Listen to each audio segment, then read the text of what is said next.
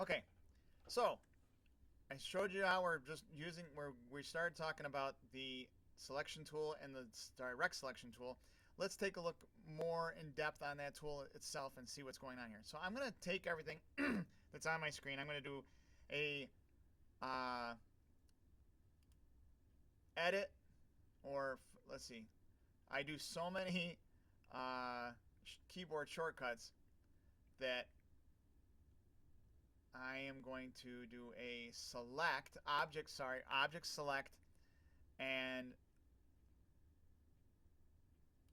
we're going to just do a control or select all. So a control or command A to select all, and notice everything's now selected. I'm going to hit delete, and that is going to delete everything on the page. So I'm going to move everything down a little bit by grabbing the space bar, just clicking, holding the space bar and letting go. And now I've got everything set up. So let's take a look. We got a blank sheet here.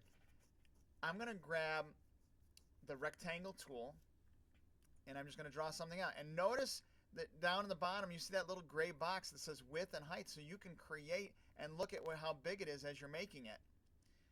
I can move this, and remember, if you move it, if it's just the rectangle tool and not with the X through it, you have to click on the actual item itself. You can't just click inside of it, because if you do, there's nothing in there, so it doesn't have a fill. So with no fill, it doesn't understand that you're clicking on the rectangle, you're clicking on the page. You can also, with that tool, just click once on the page, and it's going to bring up a rectangle options box. So you can say, oh, I need to make a box that is 5 inches by 5 inches, and hit OK, and it will create that box for me. Now, the big thing that everybody does, and I even do it, oh, I made one box, now I need to go move that. Well, if I go to click, I'm still in the rectangle tool, so it's just going to create a new box. I'm going to hit delete, and if I hit V on the keyboard or go back over to my toolbar, it's going to switch me to this tool. And look at that, I can click on here again when I'm talking about clicking on the actual box, or I can click and drag across it. See how I did that? Click and drag, and it will select the box. Let's put a color on this. Let's actually make it red. And notice now that it's got a fill in it, when I click inside, if I click off and click on the inside of it, it allows me to select the inside of it, or select that rectangle. So let's take a look at the major differences between the selection tool and the direct selection tool.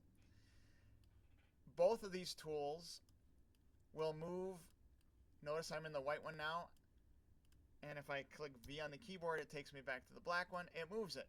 If I grab this handle and I move it, it's good. If I click on the handle and grab that, this is with the selection tool. Now if I click A on the keyboard and select this, notice when I have it selected, now we only have 4 corners, and not where we have the 4 corners and they're bigger squares. So it tells me right away this is selected with the selection tool.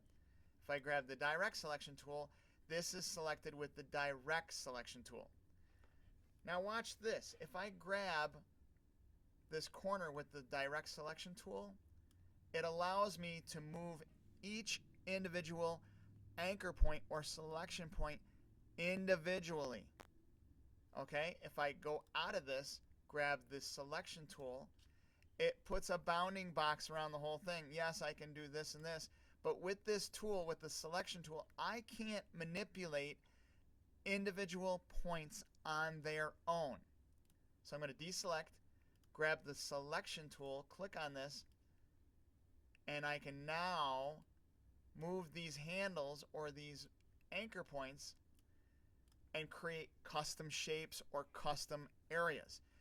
That is the major difference between the selection tool and the direct selection tool, that the direct selection tool can move things or manipulate the shape. So let me create an ellipse. So watch this. And this is with any tool that we use that is I'm creating a shape with. If I create this ellipse, let's make another one. If I notice when I just draw out with the mouse, it makes an ellipse. If I hold the shift key down, it creates that ellipse, or if I'm using the rectangle tool, if I hold the shift key down, it'll make it a perfect square. Here I'm making a perfect circle with the ellipse tool held down with the shift key. If I take my finger off the shift key, it allows me to make that at any size I want. So if I want to create an ellipse or an oval, I can do that. So I'm going to delete that. Back up here, I'm going to grab these two circles and I'm going to delete them. And I'm going to delete this one too so that we can create something new. So let's go back and I'm going to create an ellipse. But if I hold down the shift key, I'm going to make a perfect circle. And watch this. If I hold down the shift key and drag, it makes a perfect circle. But also if I hold down the alt or option key, it's drawing a perfect circle with the shift key from the center out. Also, look at the little green lines. They're nice little helpful guidelines that will help us create circles that will match up. If I'm using the rectangle tool and I click and drag, it makes a perfect, rectangle however I want. But if I hold down the shift key, it draws it a perfect square. And if I hold down the alt option key, it draws it from the center out. This is very helpful because if I'm drawing shapes and I need a perfect circle, hold down the shift key. If I'm drawing a perfect square, hold down the shift key. If I also want to draw that shape from a center point out, I just add the option or alt key and it will create it from the center point out. When you do the center point out, will I need that all the time? Not necessarily, but it's helpful and it's very useful. So I'm going to get rid of all those. And I'm going to say, okay, I need this shape right here. I need one right underneath it. So I'm going to come in here and I'm going to, oh, look at that. I'm making a new shape and I want it to line up perfectly under, well, what I can do is I can line them up by drawing it afterwards. And that's another step. But if I'm drawing, if I grab the rectangle tool and I start drawing, I didn't start that correctly. Remember when I told you at any point in time, if we hold down the space bar, it gives me the hand tool, which allows me to move things around?